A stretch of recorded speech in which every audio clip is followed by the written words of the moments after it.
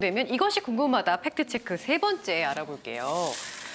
건강보험 혜택이 늘면 실손보험료는 떨어져야 하는 거 아닌가요? 이런 질문 주셨어요. 그러니까 요즘 건강보험 말고도 실손보험 이용하시는 분들이 참 많은데 이렇게 건강보험에서 보장을 많이 해주면은 당연히 실손보험에서 받는 돈이 적어질 거 아니에요? 그러면 보험료를 내려줘야 되는 거 아닌가 이런 생각이 드는데 대책이 있나요? 예, 아무래도 건강보험이 보장이 넓어지고 의료비 부담이 줄면 그러면 실손보험에서 나갈 지출들이 줄어듭니다.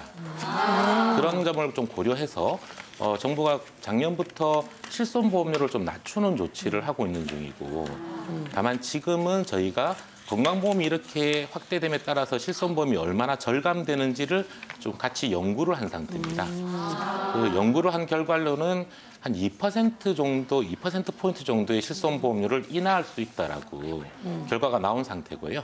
지금 아마 내년부터는 실손보험료를 한 2%포인트 정도 좀 약간 안 되게 낮추는 조치를 저희가 하게 될 것 같습니다. 제 뒤에도 요즘 뭐 실손보험 환급금이 좀 적어지니까 이건 뭐지 하고 갈등했던 분들이 계시는데 그런 영역까지도 반영해 주신다는 말씀이네요. 네, 알겠습니다. 그렇습니다. 참 다행이고요. 지금 시각 10시 13분 지나고 있는데요. 실시간 여러분께서 보내주신 의견과 궁금증 한번 살펴보도록 할게요. 혜택이 늘어난다고 듣기만 했는데 오늘 제대로 배우네요 하셨습니다. 네, 끝까지 지켜봐 주시고요. 자, 내년도에는 건강보험료가 얼마나 인상되나요? 사실 이게 너무나 궁금해서 저도. 예, 박 선생님. 네, 내년에 건강보험료는 3.49% 인상이 됩니다.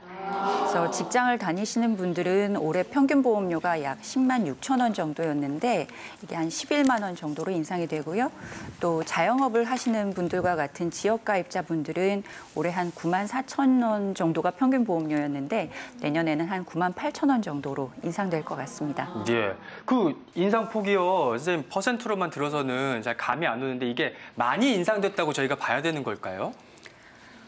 저희가 평균적으로 지난 5년 동안의 평균 인상률은 한 3.2% 내외였습니다. 근데 작년도에 2% 정도로밖에 크게 인상을 안 했습니다.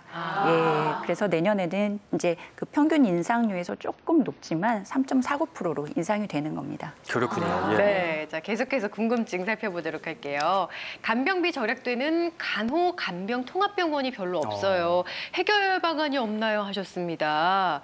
해결 방안이 있으실까요? 어떤가요? 예, 간병 문제는 사실 국민들께서 굉장히 고생하시는 문제 중에 하나입니다. 그렇죠. 예, 간병을 보통 가족들이 하는 경우가 많다 보니까 병원에서 계속 같이 환자분과 계시면서 간병을 해야 되고 혹은 사적 간병인을 쓰자 그러니 그게 하루에 한 10만 원 정도 드는 굉장히 고비용 구조라서 한 달 정도만 이렇게 간병인을 써도 훌쩍 300만 원 정도 비용이 나오는 그런 문제가 있습니다.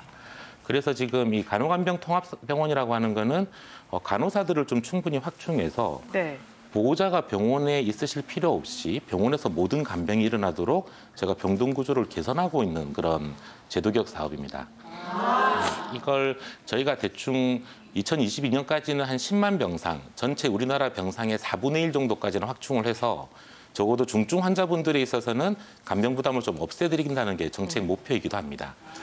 다만 지금은 한 3만 6천 개, 전국적으로 한 500개 병원 정도가 이 사업에 참여를 하고 있는데 매년 좀 빠르게 이걸 확대시키고 있어서 좀 이런 간병 서비스가 필요한 환자분들께서는 지역 보건소나 공단의 홈페이지에서 이 간병병원이 어딘지를 좀 알아보시고 이용을 하시면 간병 부담이 훨씬 줄게 될 겁니다. 예.